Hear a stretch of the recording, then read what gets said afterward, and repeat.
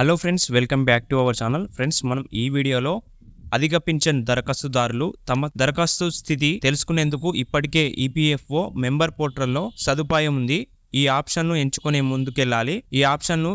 ముందుకెళ్ళాలి. దరఖాస్తు సంఖ్య లేదా యూఎన్ నంబర్ లేదా పీపీఓ నంబర్ నమోదు చేసి ఆధార్ ఓటీపీ తీసుకోవాలి. ఈ ఓటీపీని నమోదు చేసిన తర్వాత దరఖాస్తు స్థితి తెలుస్తుంది. అధిక పింఛన్ అర్జీ ఏ స్థాయిలో ఉంది, డిమాండ్ నోటీస్ జారీ అయిందా, ఇంకా పెండింగ్లో ఉందా అనేది తెలుసుకోవచ్చు. దరఖాస్తు స్థితి కింద ఆన్లైన్ క్యాల్కులేటర్ ఉంటుంది. డిమాండ్ నోటీస్ జారీ అయిన వారికి మాత్రమే